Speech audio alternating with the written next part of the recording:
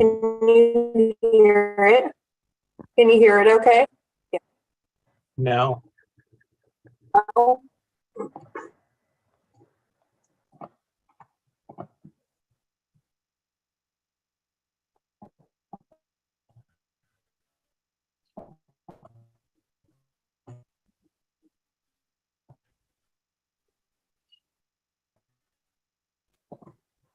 Now?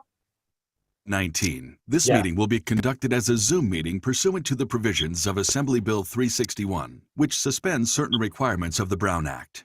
This meeting is being live streamed on the CCTA website. The chair will call upon members, staff, and other speakers by name. Please speak clearly and state your name before giving comments or remarks. Persons participating via Zoom with their cameras enabled are reminded that their activities are visible to viewers. Members participating by Zoom wishing to speak should physically raise their hand and unmute their mic when called upon. Members should mute their mics when done speaking. Citizens participating by Zoom wishing to speak should use the Raise Hand feature or dial *9 if participating via phone, and the chair or staff will call upon them at the appropriate time. Citizens will have 3 minutes to speak. After 3 minutes, staff will lower their hand and mute their mic. Participants via phone will be called upon by the last 4 digits of their phone number. It is requested that public speakers state their names and organization, but providing such information is voluntary. Written public comments received in accordance with the teleconferencing special notice for public comment guidelines are printed on the meeting agenda. If authors of the written correspondence would like to speak, they should raise their hand and the chair will call upon them at the appropriate time. All written correspondence received after that and during the meeting will be entered into the record. A roll call vote will be taken for all action items. Thank you for participating in a meeting of the Contra Costa Transportation Authority. All right, thank you, Christina. At this point, Christina will now conduct roll call. Member Abelson? Member Cooney? Present.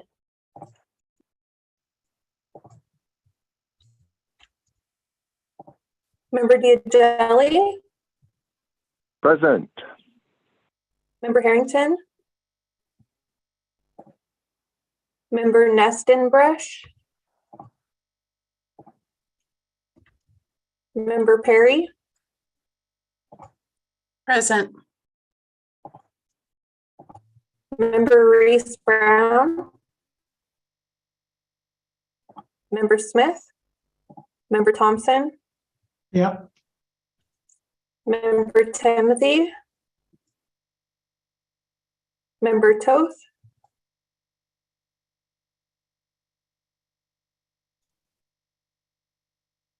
Member Villarreira? Villarreira? Yes, present. Thank you. Thank you. Vice Chair Kamara? Here. And Chair Clark? Here. And then if we have any alternates here, can you please raise your hand? All right, thank you. Okay, we can begin the meeting. Member Ridgway is an alternate for Mallory Nestor Bush. Yeah. Brush. Okay. Thank you. All right, thank you so much. The next item on the agenda is public comment. Christina, have we received any public comments? No, we've received no public comments. All right. Is there anyone wishing to speak during public comment on an item that is not part of the agenda? If so, please raise your hand and staff or I will call upon you.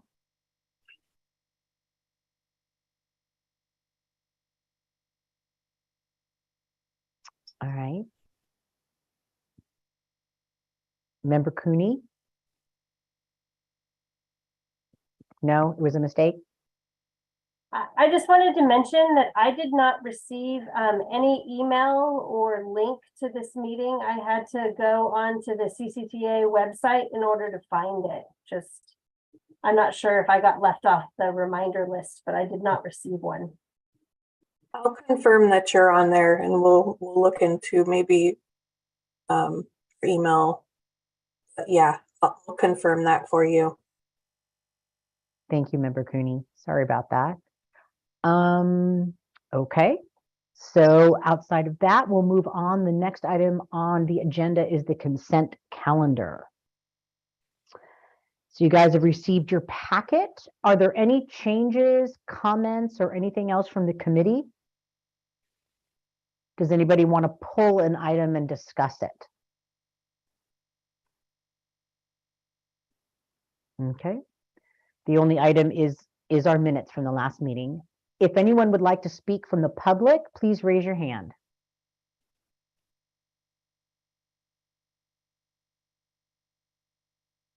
Okay. Do I have a motion to accept the consent calendar?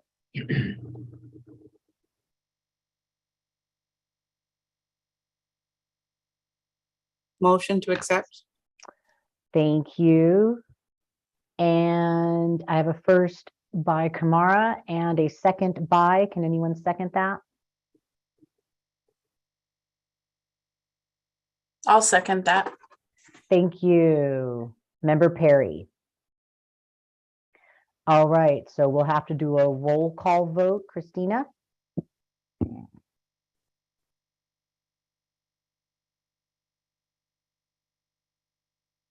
You're on mute. Sorry, Member Cooney, Aye. Member Diagelli, Yes, aye. Member Perry, Aye. Member Thompson, Yes. Member Toth, Yes. Member Vieira, By Ibarra says aye. Ibarra, sorry, I'm gonna get that right at some point. No problem. Vice Chair Kamara Aye. and Chair Clark. Aye. All right, the motion passes with members present. All right, thank you. So the next item on our agenda is an informational item introduced by Peter Engel to provide an update on methodology and process regarding capture and tracking of operators' unmet needs. So thank you, Chair Clark. This was an item that we discussed at the last PCC meeting as a future agenda item. So we brought it back under that, and the idea behind this being on the agenda today is so that the PCC can have a little bit of a conversation about methodology and the importance of capturing these unmet needs that are out there, so that if future funding does come along, we have a database or a documentation of kind of what the unmet needs are. We already have a lot of that based on the Accessible Transportation Strategic Plan, but this can just add. A lot of that was done either pre or during COVID. A lot of this will add kind of post-COVID service issues and unmet needs issues. My understanding is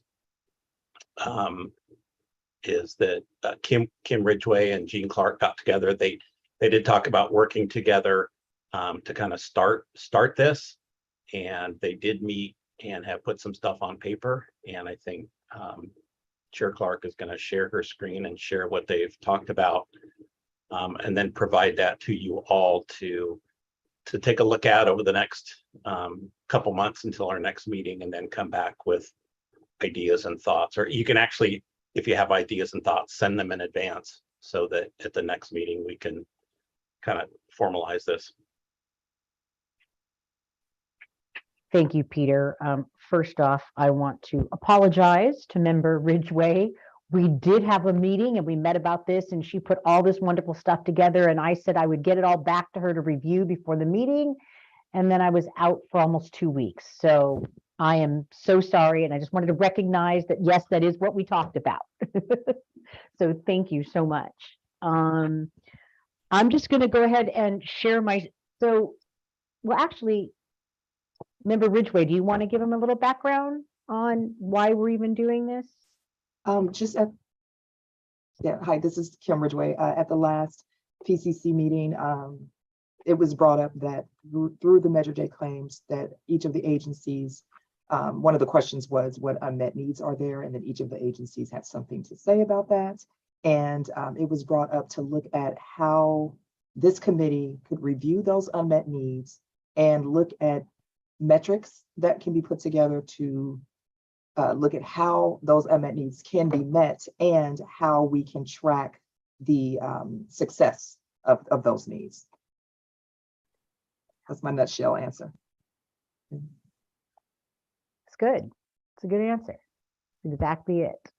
Thank you so much. So, Member Ridgway was on the review committee for the claim forms.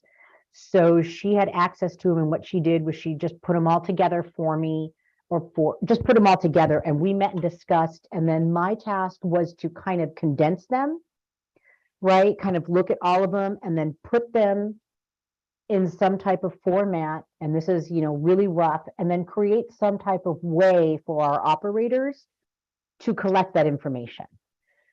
So there's lots of people saying different things, in different ways. So again, here it is, giving an example, anyone asking for a ride outside your service area. And then I thought that these breakdowns were good breakdowns. And then you literally can just tally how many per week had that kind of response. And then another one was requested trip to medical facilities, because that was a big one, because a lot of people, I'll say San Pablo specifically, they need to go to Martinez to go to county, right? And they can't do that just through our small paratransit program. There was 2 agencies that brought up the one-seat ride pilot program, where they are having issues providing rides outside of their service area. And the only way they're able to provide them is the one-seat ride pilot program. So I thought that would be a good thing to keep that in there, or a good thing to, some people had mentioned that, so they'll put that in there. The 2 here I thought were really interesting. And I think if we haven't experienced it, other providers might. And this got brought up specifically, transporting unhoused individuals with no home address. So they're unhoused, but they still need to go to the doctor. They still, want to go somewhere. And this is less common, I'm guessing, but it is an issue. Transporting or actually I could change that. Unhoused individuals who refuse to deboard, which once they've gotten their ride and their service, they don't want to get off the bus. I think it's probably rare, but I do think it's an issue that we should probably track, because that's something that, and then the other one, which was actually on our claim form, the number of same-day ride denials due to capacity. And it would just be, you could tally on the first line, and then on the second line, you write your current capacity was 100 and you needed 120 seats that week, thereabouts is the idea. And the 2 things that Member Ridgway had brought up was, what can you do now? Like, what changes could you do now? Again, the one-seat ride pilot program is a great one. Maybe there's other things that you're doing. And then what do you need to meet the need? So do you have to answer that every month? No, but I think it's nice to kind of keep those in mind. And then the next sheet, I'll get it all on one sheet, but the next sheet is basically just comments, right? So you can write notes. So again, this is really rough. We're going to send this out to everybody to review. The idea here is to review it, come up with changes, and then actually take action on this form and using this form in our November meeting.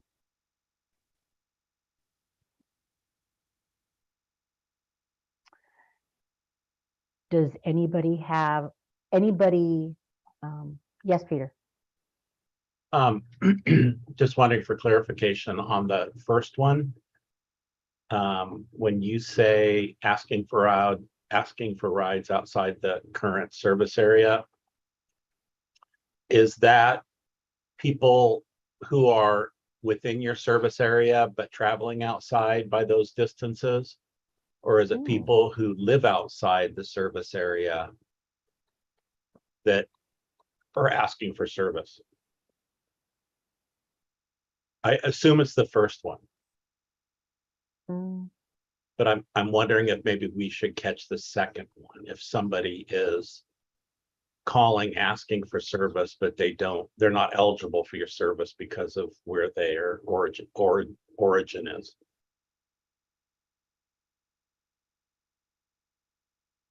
Right.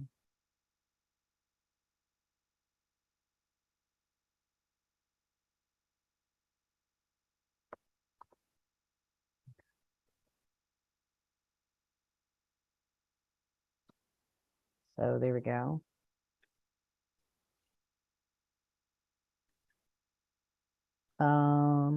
Member Ridgway.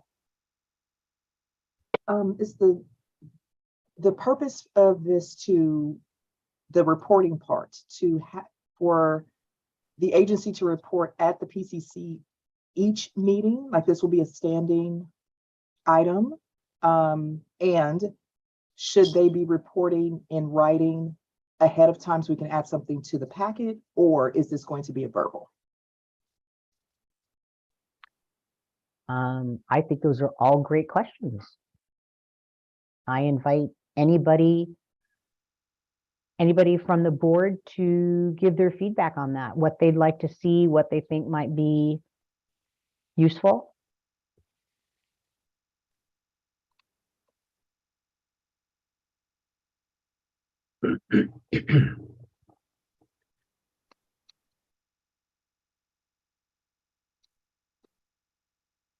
Debbie Toth has her hand up.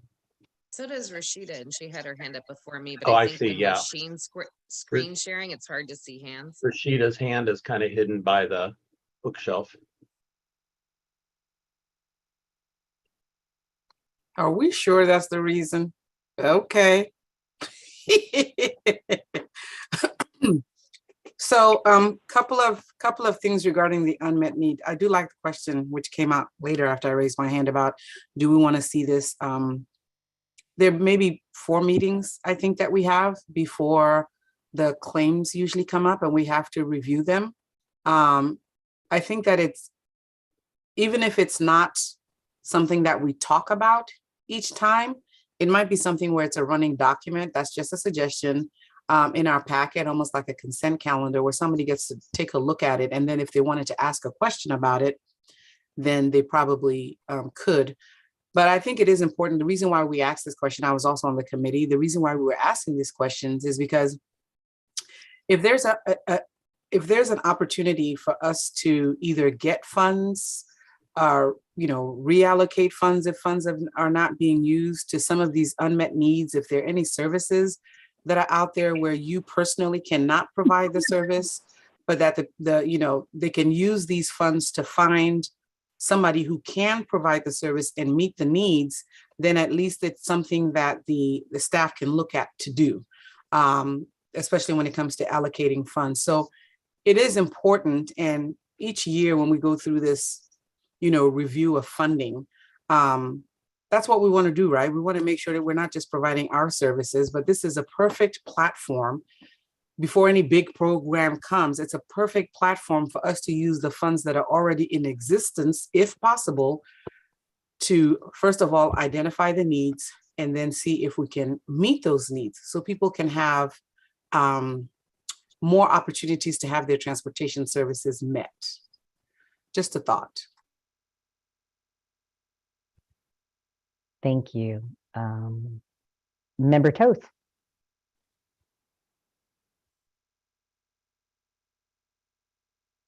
So I like the idea of every meeting to just report out. It's a really simple it's not maybe simple to collect, you know, we are adding workload to somebody to do this, and I recognize that, and I appreciate that, you know, that's adding workload to people, but it also means that we're, as we launch into this world where we're going to have an implemented accessible strategic plan in Contra Costa, we're actually tracking what works and what doesn't work and where needs are that we may not be addressing, so that it can be an iterative process as we continue to hopefully upgrade and unfold what that looks like. I think the reason that I think it's a good idea to bring it up at every meeting is it grounds us in what the writer's needs are.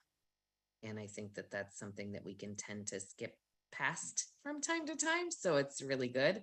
I also just want to recognize that there are going to be, I'm, you know, Elaine Welch collects some of this information. And I think it might be helpful too at Mobility Matters. So they're getting calls from people and they're perhaps stopping them before they call the El Cerrito program or the San Pablo program or the Concord program or what, you know, so they're probably directing people that would otherwise be that population that Peter asked about, those living outside the service area, to see if the ride can take them someplace. So I think it's also important to have a look at that too, if we're looking at entire systems. I understand that it's not within the purview of the Measure J, although they do get line 20A funds. So maybe there's a way to plug in the line 20A fundees also answering a similar sort of question. I really like capturing this information and I appreciate it. So thank you. Thanks. Member Toth, just a question. When you said add Mobility Matters, you mean like give this to Mobility Matters and see if they will also track some of this information? I think they do track it, right? Okay. So I think they may already be collecting it, but to be able to look at it in the same kind of a format, because they're getting calls from all over the county, right? So they're getting general calls from people saying, I live in Richmond and I want to go to Antioch. How do I do that? Right. So when we're looking at what are the needs in our community, they're not just reflected necessarily by the Measure J funded transit providers, because that's not the only place that people are going for help. So to the extent that we can collect it from more places, that would be great. And Elaine might have some thoughts too about things that we're missing, because she's getting regular calls about what writers' needs are. So I would it would be helpful to have her eyeballs on it. She's been sick, so I'm sure that she would be happy to look at it and just provide a little bit of feedback if we don't finalize something today. Thank you. Vice Chair Kamara. That's actually a good point. We might want to see whatever methodology that she has already to see if it can be incorporated in the methodology that we've put together. Because to Debbie's point, if I was an operator and you're doing that day-to-day, you know, you're hustling, you're doing your job, and now we've kind of told you to slow down a little bit and mark something and tick something off and tally it off. We're probably going to get something, but we won't. I don't think we'll get 100%, but I think it's a good place to start. And then the sooner we start, then the better people are going to get at trying to capture this information until we can figure out a way to better capture it 100%. Thank you. Yeah, I see that we have a couple of dispatchers here, which when I look at this, I'm assuming it's kind of a dispatcher that's doing this, like, oh, I'm sorry, we couldn't do your ride, tally mark. But does anybody have any comments from the dispatcher point of view regarding this?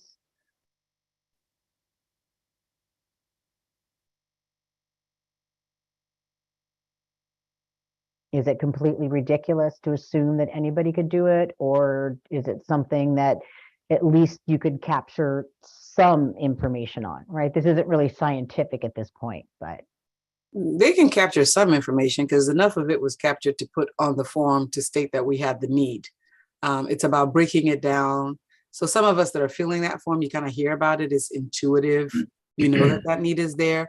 but that's the reason why we asked the question and are now telling people, okay, thanks for kind of noticing that we have this problem, but now let's drill down to see what the passengers are really not getting.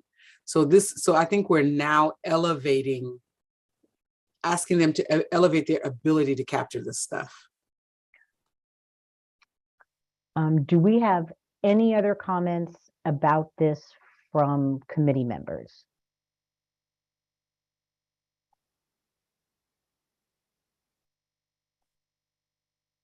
Okay, so I will, oh, yes, Peter? I'm not a committee member, but the great conversation. I love Debbie's idea about mobility matters. This all came out of the claims process, and I think it was kind of specific to maybe at some point in the future using that information or changing information, what we ask in the claims process, to make sure that funds are being used to address some of these needs over a series of time. But having a way to continually meet or find out what the unmet needs are goes beyond the claims process, because there are a lot of other operators out there. To Debbie's point, Program 20 in Central County has a grant program that a lot of people could be filling this or something similar out. A lot of senior centers, I'm sure, receive these calls. Maybe it's the same form, maybe it's a little bit different form. I'm not sure. That's something that we can think about and maybe look into.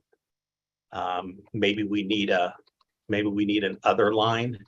We've put a bunch of unmet needs that we've seen, but maybe, there's a need for other or something else that we haven't seen.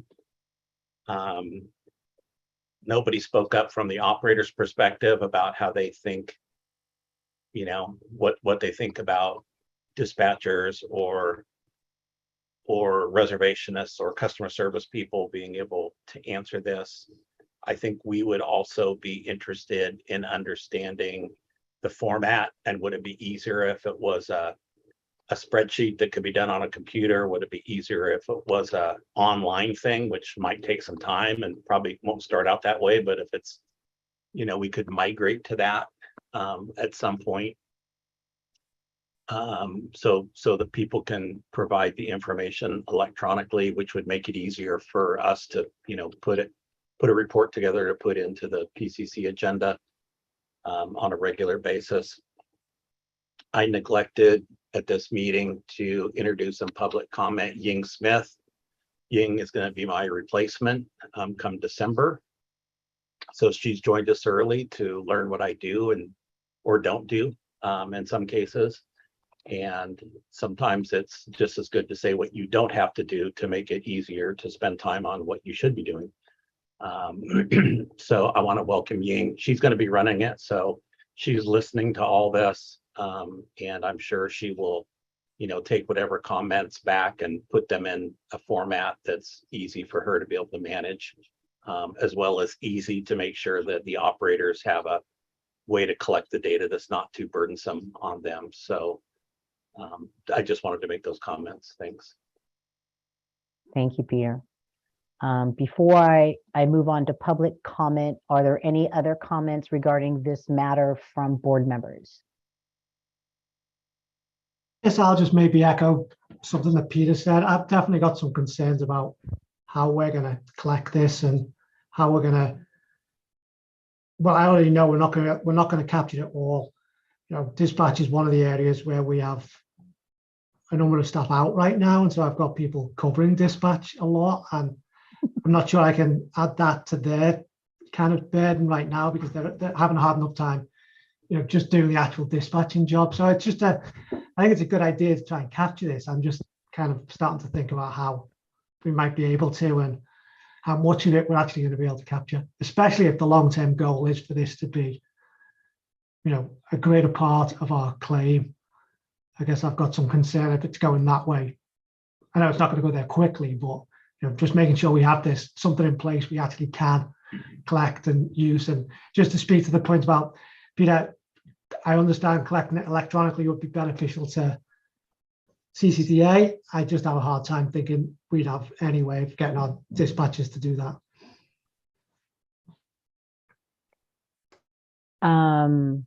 Rosa, you had your hand up? Yes, and I thank you for everything. I did hear you mention, or someone mentioned, that we would get an opportunity to review it, and I was going to wait for my comments, but I know in managing the eligibility department for County Connection, from the get-go, we kind of get an idea through that process of seeing where someone lives. We just today, right before this meeting, I had a scenario where someone who lives in Walnut Creek, but unfortunately their home address is outside of our actual corridor, or ADA paratransit corridor. And so I know that we can capture on that level, like applicants who are applying for service from the get-go. My team definitely is trying to verify if the person from the get-go even has direct service from one's home. So some modification with this first set of questions, we could easily start capturing that kind of information.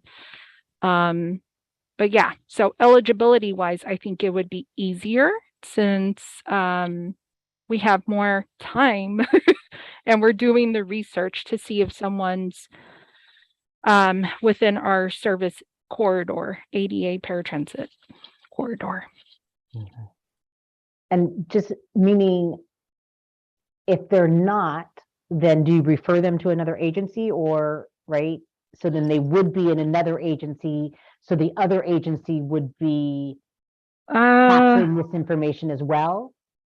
Oh, an example.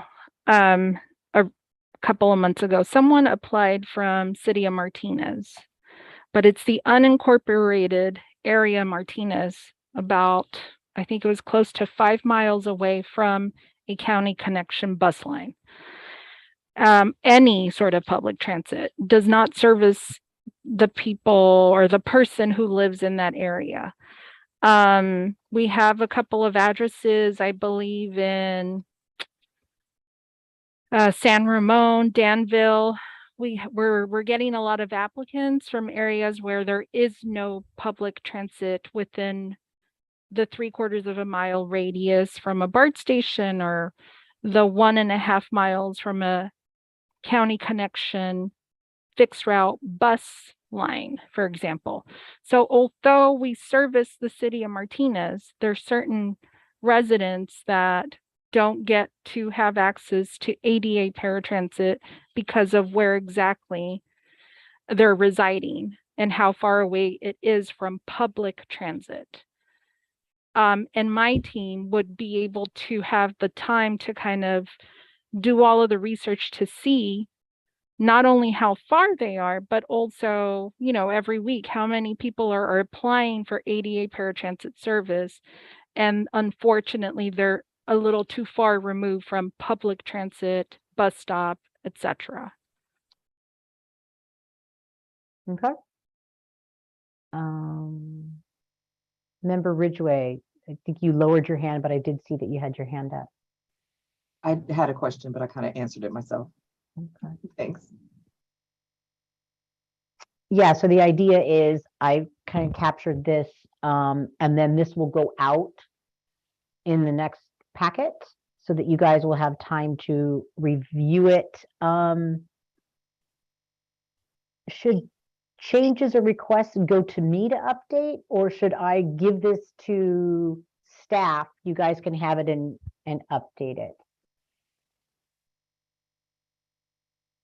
I think let's not wait until the next agenda packet to include this.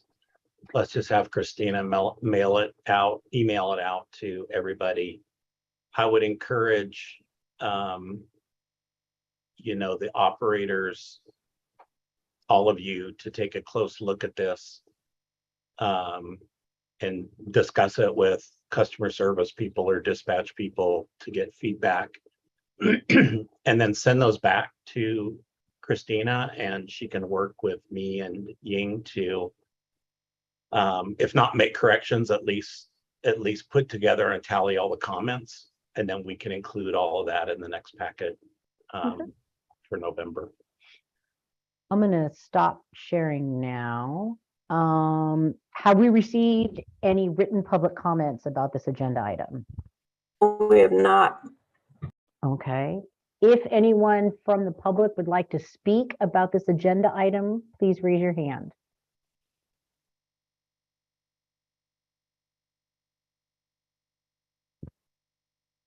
Okay.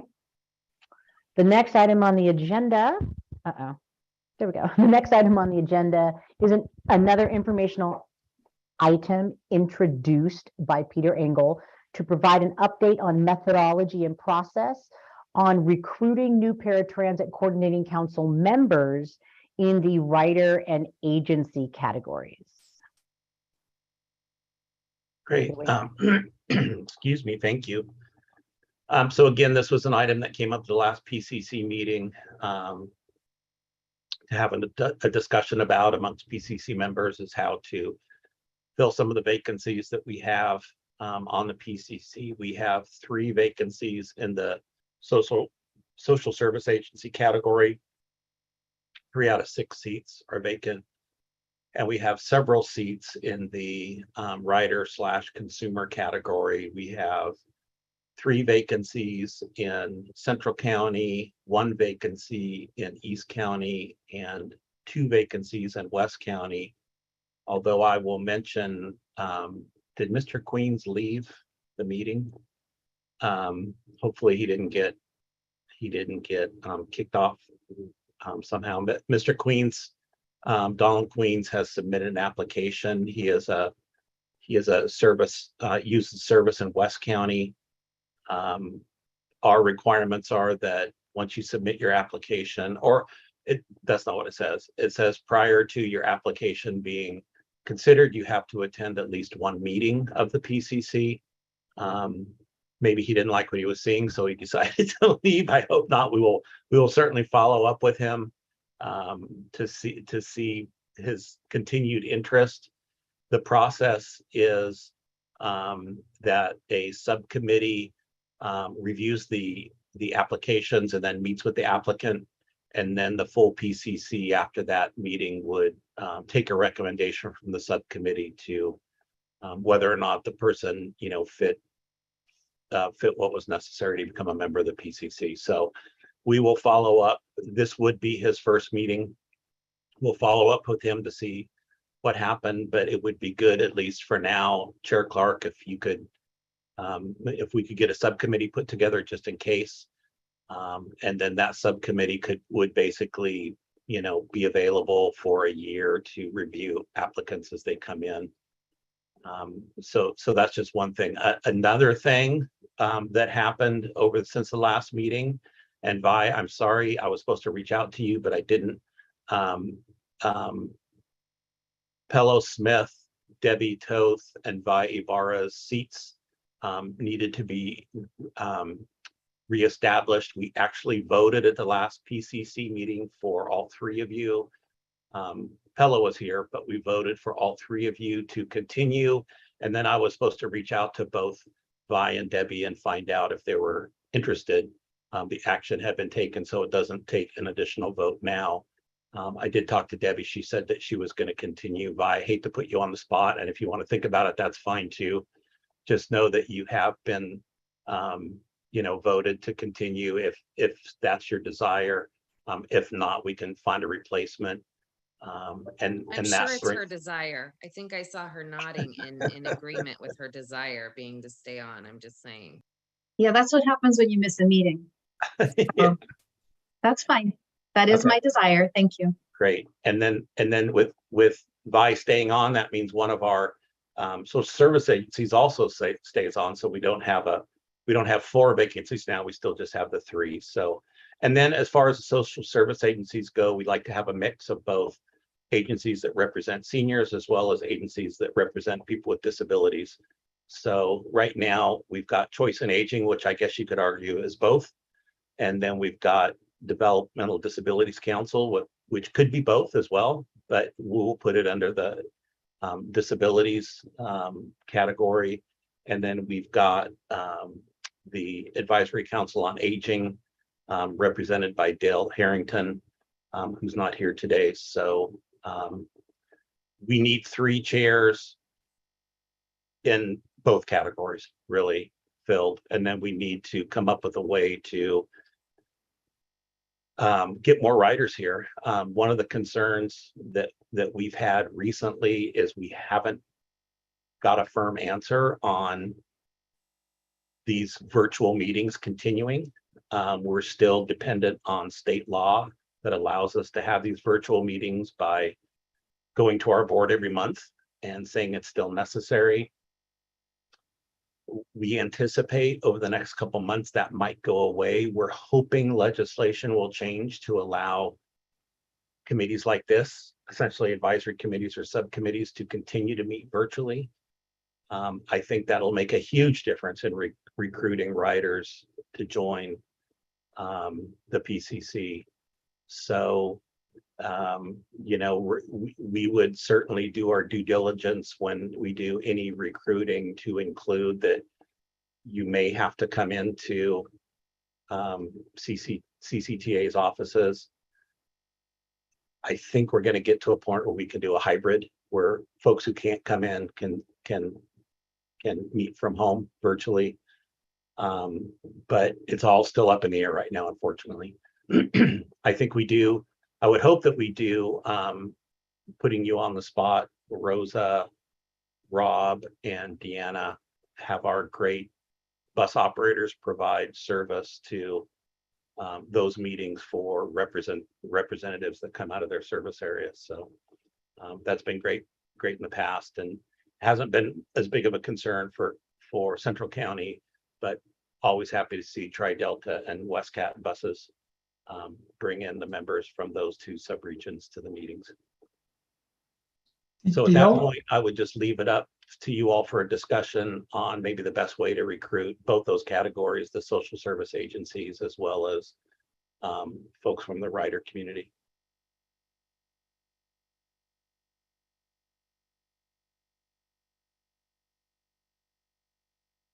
Or I guess the other question is, do we need to get answers to are people going to have to come in to the office first before we start doing any heavy recruiting? I just don't know. It's totally up to you guys to try and work that out. Vice Chair Kamara, saw your hand is up. Yeah, thank you, Peter. So is this the first big recruiting effort since after COVID? And Yeah. how did we recruit before COVID?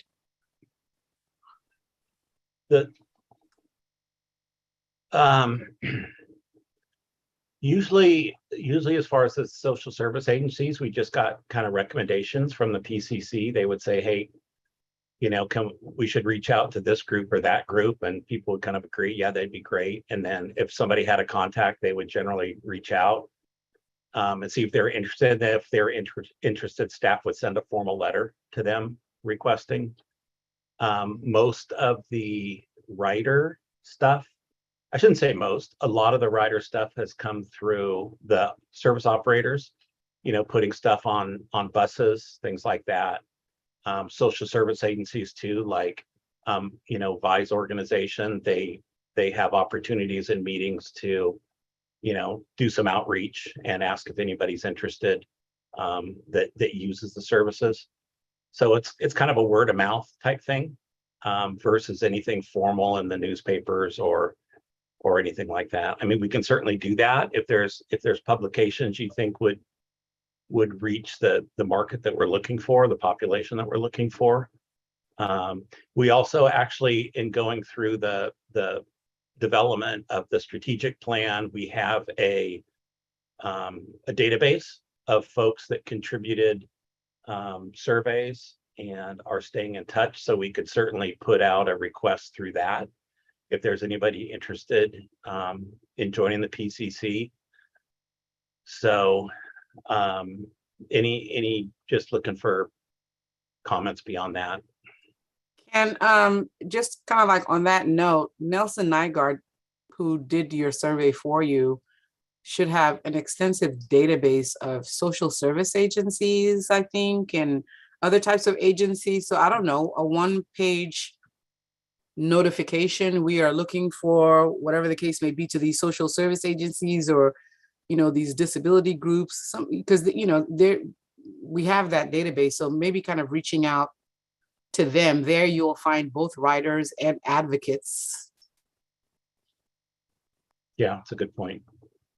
And we did, I know Vi's got her hand up, and Vi was actually part of a subcommittee. We brought this up, I don't know, it's been 3 or 4, probably longer than that, sometime during COVID, and we had a meeting to just kind of get a better feel for the PCC and what it's all about, and, you know, what kind of work does it do, as well as, you know, just the bylaws and so on. And so we were going to get together with Dren and Shelton.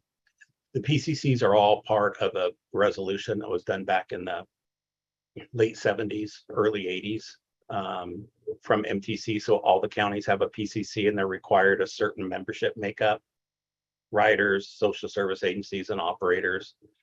And we were also going to talk to Alameda County to get kind of some feedback from them and their SHRAC committee.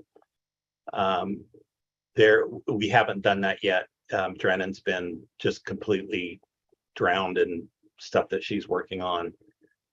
There was a regional PCC workshop where all the PCCs participated, staff and chairs all participated. This is not an issue only happening in Contra Costa. All of the counties' PCCs have several vacancies. Most of them are in the writer consumer area. It's just a very difficult seat to fill. And all of the counties are looking for good suggestions if anybody has done things that have attracted folks. You know, I've been in public service for a long time, and one of the best ways to attract folks is to serve cookies and coffee or lunch even. It's funny how free food always, you know, makes it exciting for people to come to a meeting. When you can't pay them, at least they're getting something out of it. So that might be something we will consider. I mean, that's totally up to Ying, but if that's what we need to do to attract people to the meetings and be engaged, then it's certainly something we can look at.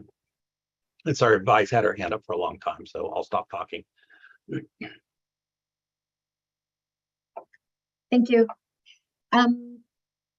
I think in terms of recruitment, whether it be for an agency or writers, my statement is the same sort of for both, which is I think we need to give them simple, plain language, easily understandable reason for why they would want to spend their time coming to these meetings.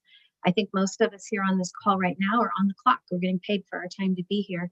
And we're looking for people to join the meetings, writers who wouldn't be getting paid for their times, and service providers who, you know, agencies, I'm calling service providers, meaning they provide services to people with disabilities. They may be sort of on the clock, but they've also got really busy, tight schedules like all of us. And so what's in it for them? Why do they want to come to this meeting? And I don't feel, even though I've been attending these meetings for a number of years now, I don't feel like I have a concise elevator pitch where I can tell somebody, hey, there's this meeting and you might want to come join a meeting or two because, you know, ... I don't know. So I think if we could think about what's in it for them to attend the meetings, that would be useful for me anyway.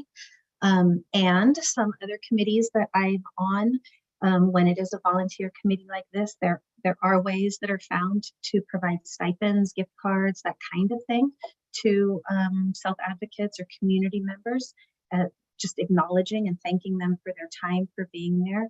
And I think it also helps to elevate our expectations of what we want from them. We don't want them just to come in and sit in the room and then leave, but to really be an active participating member. So we might want to think about how to incentivize in that way, in addition to cookies and coffee and all that. And then on another comment then on that notion of, are we going to start meeting in person or not? I would encourage us to not let that be anything that hinders us right now. My personal belief is that there will remain a way to join meetings virtually. I believe that if it comes a point where it's not and somebody only can serve for 6 months or a year, because then we have to revert into in-person and they can no longer serve, fine, we'll deal with that when the time comes. But I just wouldn't want us to be pumping the brakes, thinking about something that may not even ever be a barrier. Thank you. Member Toth. Stipends are sexy. Figure it out, it's all the rage right now. Everybody's doing stipends. We should be too. I think that it's a little small something, and we can not take the stipend, right? I'm happy to not take the stipend. And my meeting to Vi's point, am I getting paid to be here? That's a really good question. It just means I'll work an extra hour at the end of the night, right? But I mean, that's true for all of us. But I think when we're asking writers to navigate getting to and from the meetings, when it's already pretty inaccessible to get to and from the meetings, like I just want to put in my support for stipends. And also note that it is perhaps more accessible to meet this way than it is to meet in person, particularly for people who have to pay for a trip and who have to share a ride and all that other stuff, right? So I think it's not, I love being in person and I'm a people person and I love hugging people and all that fun stuff, but I also recognize that we want to get meetings done and we want attendance, and that may be a great way to do it. I love the idea of using the survey and the database and all of that. I think it's brilliant. We've never had that before, right? Like, so it's a whole new world actually to be able to have that, to reach out to people, to get them involved. I also would say, to Vi's point, we're in a different place than we ever historically have been. And I would say that historically, I would have had a hard time convincing people to get on the Paratransit Coordinating Council. And I think we have some pretty incredible leadership now on the Paratransit Coordinating Council.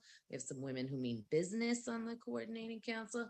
And I think that we also have a Transportation Authority board that is behind seeing something better for accessible transportation. Like, it's just a different universe right now. And so I would say that it is something to sell at this point, where I might not have said that in the past. Having said that, I think that it would be great to have a POP.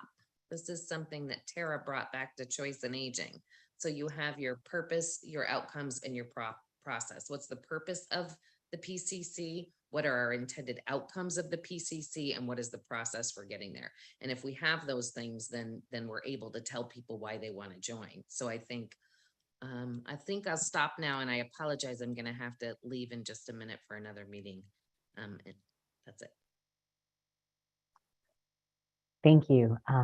Member Perry. Thank you. I just wanted to mention that this morning we had a senior center meeting with some of the representatives here from Tri-Delta Transit and First Transit to go over issues that seniors wanted to voice. I guess they have a monthly coffee meeting with their staff at the center, and we were invited to come. And in listening to their voices about issues they were having and coming back to the office with issues that we will be addressing, it just popped into my brain when we were talking about recruiting people on the PCC. That might not be a bad idea for some of the seniors that we have at the center that know a lot about the system because they use it on a regular basis. So I just wanted to throw that out there. Smart throw. Thank you. Thank you very much. I love this lively discussion. So as Peter had, well, I'll see, are there any other further comments from the committee on this? Okay, so I would like to form a subcommittee for application review. You'd be working with CCTA staff, and like Peter said, it would be done right now via, you'd get the application and the review would be done via Zoom with the applicant. And what do you think, Peter? 2 people? 2 to 3. 3? 2 to Okay. 3, yeah. 2 to 3. Do I have any volunteers who would like to be a part of that subcommittee? Application review subcommittee. All right. Member Vayibara, thank you so much.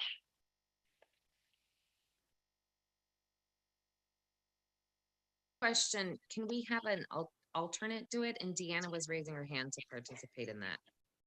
Like if Okay. I can't do it, can my alternate, if my alternate is Lisa Hammond and she has served on the PCC before, by the way, she's back at Choice and Aging. But if she's willing to do it, can I know like a Rashida, but she's not doing transportation really, maybe just the PCC, but anyway, That's is fine. that some, I could Yep. volunteer her? Okay, Yep. She's not here to defend herself, so yeah. that's right. That's the best time to take advantage. So are you going to be, Member Toth? You're going to be on it, and if not, then you're alternate. Great. And I saw a hand, but I don't. Oh, yes. Deanna, are you volunteering? Okay. Yes. Excellent. So we've got 3. And Ying, you had your hand up. Yeah, I have a question for the chair. Do you also want the subcommittee to help work with staff on the recruitment, like the materials that you talk about, the flyer and contacts? Do you want the subcommittee to also contribute to that discussion? Do I want this subcommittee that was just formed to contribute to that discussion? Yeah, I think that would be great. Absolutely. What we can do is we'll put that material together and we will provide it to the subcommittee and let them at least take a first crack at it. And we'll try and get that in a spot before our next PCC meeting to bring back to the PCC kind of a list of potential outreach ways to do things. And then what we can do as far as a letter, an interest letter or outreach materials, you will see what we can come up with between now and November and present those back. Then we can kind of start the process. That would be great. That would be great. Is there a way, the question to the operators, to put information on your vehicles, or would it be better to maybe go through most of you have advisory committees as well for people with disabilities and senior accessible advisory committees? What do you think is the best way for you guys to help kind of do the recruitment if we provide the materials? Anyone? Rosa. Well, I will be honest and say we are having difficulty filling seats on our advisory committee. But we do have 1 or 2 members who are paratransit passengers as well. I think it would be helpful to provide materials not only like in print, but also stuff maybe we can post on our websites. Okay. Yeah, we could probably try to send some kind of outbound message on the mobile app that we have, maybe. So virtual information would be helpful. What about like Nextdoor or something like that? Is that reviewed a lot by? I hear that it is. Okay.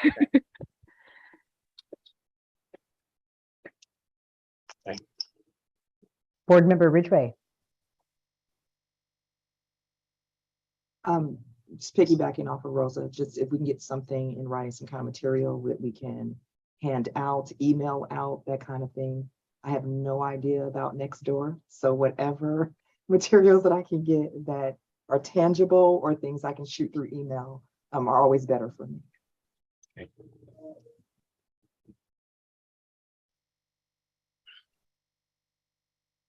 All right.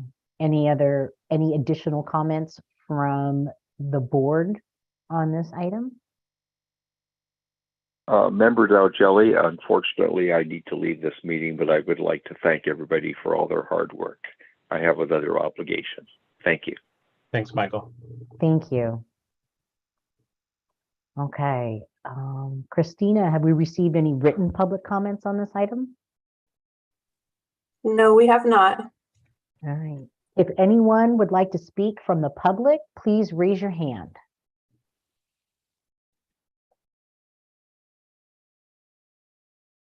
Okay, I don't see anyone or hear anyone.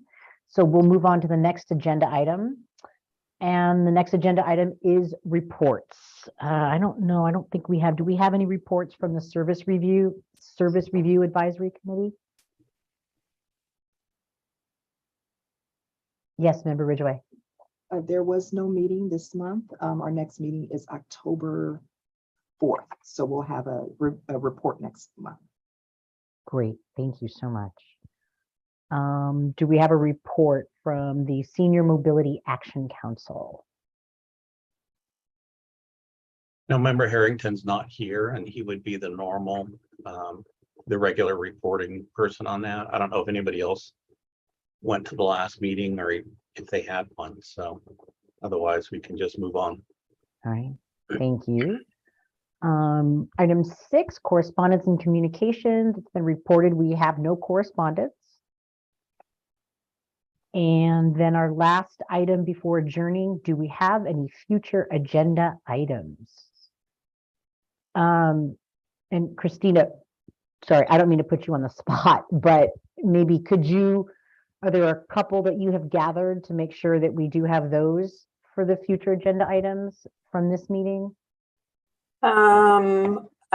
If you'd like to fill me in on which items you would like on the agenda, I can do that. Yeah, we have, I think we're going to be bringing back kind of information on recruiting, some letters and things like that. We'll talk to Mr. Queen and see if he's still interested. If that's the case, we'll be bringing back his nomination into the PCC. I think we have some work to do on, we can at least bring back an update. It sounds like we're going to have a lot of eyes looking at the needs process. So we can at least bring back an update, if not something more actionable than that. And then I have to look at previous agendas, see if we have any regular items that typically occur in November. I don't think so. And then I will just do a reminder quick a few months in advance that our January meeting is not on the 3rd Monday because that's Martin Luther King Day. We always have that on the 4th Monday. So Peter, I was able to capture 2 of those. So one is in regards to recruitment of the new PCC members. The other is update on the unmet needs spreadsheet. Yeah, and then the other is we need to talk to the applicant, Mr. Queens, and see if he's still interested. And if he is, we will bring his nomination back as a separate item. And that'll be an action item. I think you froze up, Christina. Either that or you can sit perfectly still for a long period of time. Well, I'll work it out I'll make sure Christina knows what's going on. It looks like we lost her. While Christina unfreezes, Vice Chair Kamara. So I was thinking that we may have had, just so that things are not lost, there may have been a couple of items in the last two PCC meetings. There may have been something in the last 2 PCC meetings just before COVID. So that if they could just go back and review to see if there's something on there that probably needs to come back that might be valid to what we've got going on now, since we're coming out of COVID. So that would be January 2020, because we went into lockdown in March of 2020. Yeah. So that would be the last meeting. Yeah, we'll look at the last few meetings in 2019 and January of 2020 and even March and kind of make sure we don't have anything lingering out there. Does anybody else have anything that they would like to make sure is on the agenda for the next meeting?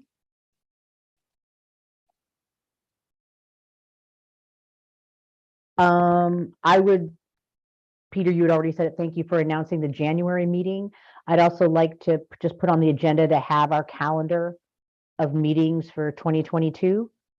If we could have that in November so that Okay. everybody has it, and yeah, that would be great. Christina, is that something that Terry Ann does that far in advance? You know? I'm not sure. Honestly, I'm gonna have to look into it and see how it's normally handled. Okay, well, we'll put a list together anyway, you know, based on the third Monday of the correct months, and then we'll. I thought it was usually November, maybe January, where all the meetings were just listed in the agenda, Yeah. right? So Yeah. we can all put it on our calendar. Yeah. Yeah, we put out a meeting calendar that has PCC, the authority, the planning committee, all of our different committees are all on one calendar, so you're all able to attend any meeting you want. Okay, perfect. I'll prepare something and send it to you, Chair, and Peter. Okay. And Ying. Prior to putting it in the packet, yeah. Do we have any other future agenda items that committee members would like to put on the agenda? Okay. I just want to say thank you. This was a very lively discussion, and I think a lot of great information. This concludes our, we are adjourned to the next regular meeting, which is proposed for November 21st, 2 p.m. We have to find out if it's going to be virtual or not. Yeah. Okay. Most likely virtual, but if that changes, we'll let you know. This concludes our meeting, and the meeting is adjourned at 3:12 p.m. Thank you. Thank you all so much. Thank you. Thank you. See everyone.